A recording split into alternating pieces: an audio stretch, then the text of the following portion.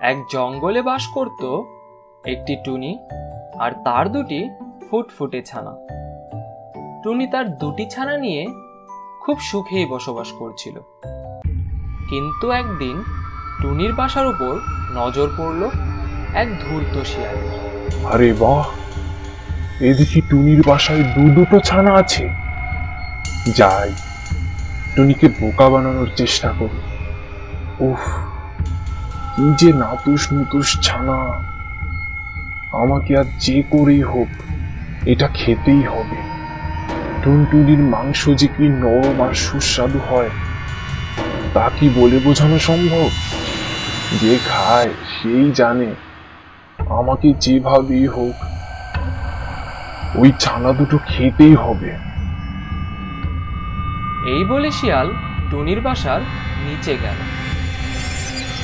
এই বেটা টুনি, তোর ছানা দুটোকে নিচে ফেলে দে, তা না হলে আমি যদি গাছে উঠি তাহলে তোর ছানাদের সাথে তোকেও খেয়ে ফেলবো।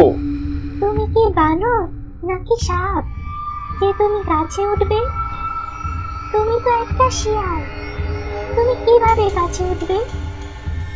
তুমি কি আমাকে বোকা পেয়েছো নাকি যে তোমার ভয়ে আমি আমার ছানা দুটোকে নিচে ফেলে দেব?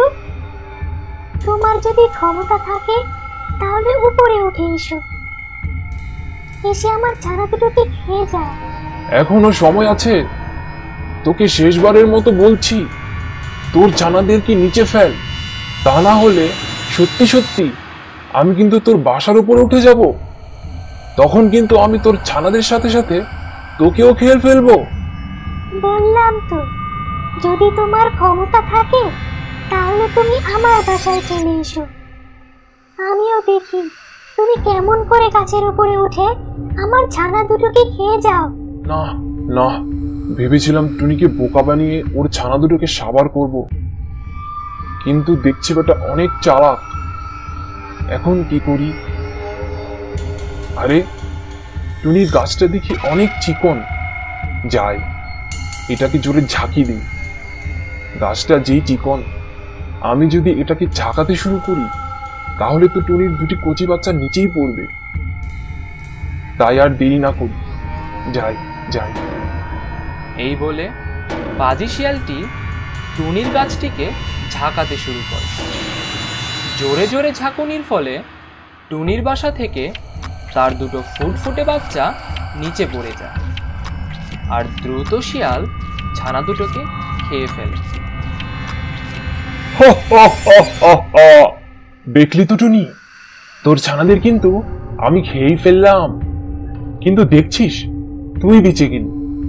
যদি সত্যি সত্যি গাছে উঠতে পারতাম তাহলে কিন্তু আমি তোকেও গিলে খেতাম। এখন যাই, তোকে বাঁচিয়ে রেখে লাভই হয়েছে। তুই আবারও ডিম দিবি আর আমি আবারও তোর বাচ্চা গিলে খাবো। তুমি খুবই বাজে একটা শিয়াল, আমার ছোট্ট ছোট্ট নিষ্পাপী বাচ্চাদেরকে তোমার কি লাভ হলো? তোমার তো পেটও ভরলো না, তাহলে তুমি কেন আমার ছানা দুটোকে খেলে? আরে বলদ, তুই কি বুঝবি? তোর ছানাগুলোকে খেয়ে যে আমি কি মজা পেয়েছি তা তো বলে বোঝানো যাবে না রে। ওরকম মজাদার খাবার আমি আমার জীবনেও খাইনি। তবে তুই টেনশন করিস না, এর পরের বারও কিন্তু আমি তোর ছানাদের খাবো। এখন একটা কাজ কর, তুই তাড়াতাড়ি ডিম পার, ডিম থেকে একটু মোটা কাটা বাচ্চা তৈরি কর। এইসব কথা বলেই শিয়াল সেখান থেকে চলে গেল আর টুনি মন খারাপ করে বাসাতেই বসে থাকলো আর কান্না করতে লাগলো।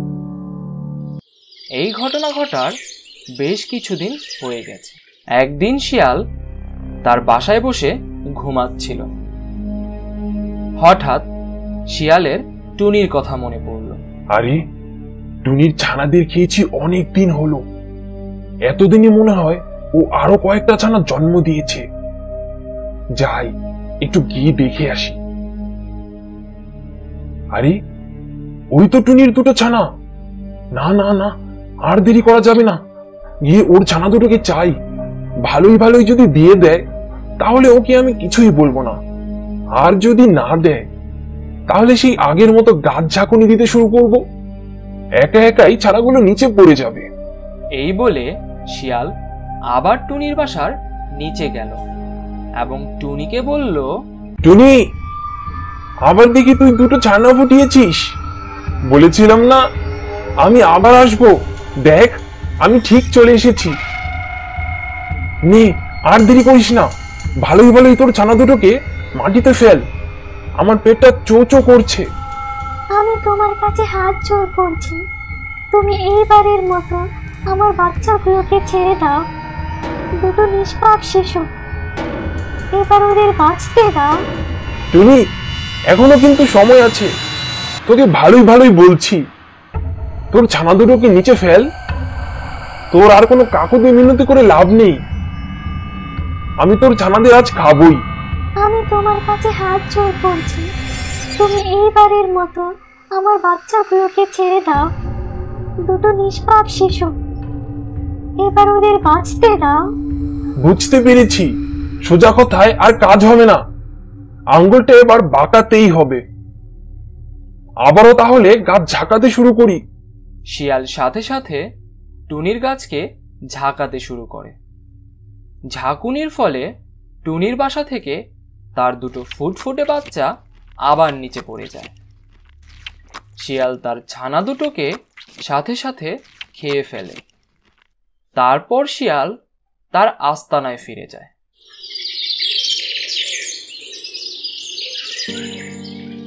পরদিন সকালে টুনির বান্ধবী কাক চলে আসলো। কি হয়েছে ছোট্ট টুনি পাখি, তুমি কান্না করছো কেন? আর তোমার ছানা দুটো কোথায়? আর বলো না বোন, একটা পাজি শিয়াল আমার ছানা দুটোকে খেয়ে ফেলেছে। এর আগেও একবার আমার ছানা দুটোকে খেয়ে ফেলেছিল, আর আমি কিছুই করতে পারছি না। শিয়াল কিভাবে তোমার বাচ্চা দুটোকে খেয়েছে? শিয়াল তো গাছে উঠতে পারে না, তাহলে শিয়াল তোমার ছানা দুটোকে কিভাবে খেলো? পাজি শিয়াল এই গাছটি ঝাঁকাতে শুরু করে। গাছ ঝাঁকুনির ফলে আমার ছানা দুটো গাছ থেকে পড়ে যায়, আর শিয়াল ওদেরকে খেয়ে ফেলে। আসলে আমার বাসার গাছটি অনেক চিকন, তাই শিয়াল সহজেই ঝাঁকাতে পারে গাছটি। ও, এবার বুঝতে পেরেছি শিয়াল কিভাবে তোমার ছানাদের খায়। তা তুমি এখন কি করবে, ঠিক করেছো? আমি প্রতিশোধ নেব। আমি সন্তান হারানোর প্রতিশোধ চাই। যেভাবেই হোক আমি শিয়ালের কাছ থেকে বদলা নেব। পাজি শিয়াল দুটোবার করে আমার ছানা দুটোকে খেয়ে ফেলেছে, কিছুতেই আমি ওকে ছাড়বো না। শিয়াল তো অনেক বুদ্ধিমান আর চালাক, তাই তুমি কোনোভাবেই শিয়ালের সাথে পেরে উঠবে না। তাহলে তুমি কিভাবে প্রতিশোধ নেবে, কিছু ভেবেছো? তোমার কাছে কোনো বুদ্ধি আছে? শিয়ালকে আমি যখনই সামনে পাবো তখনই ওর মাথাটা আমি ঠোকরাতে থাকবো, আর ঠোকরাতে ঠোকরাতে ওর মাথার ঘিলু বের করে ফেলবো। তখন ওর উচিত শিক্ষা হবে। আরে তুমি এত বোকার মতো কথা বলছো কেন ছোট্ট টুনি পাখি?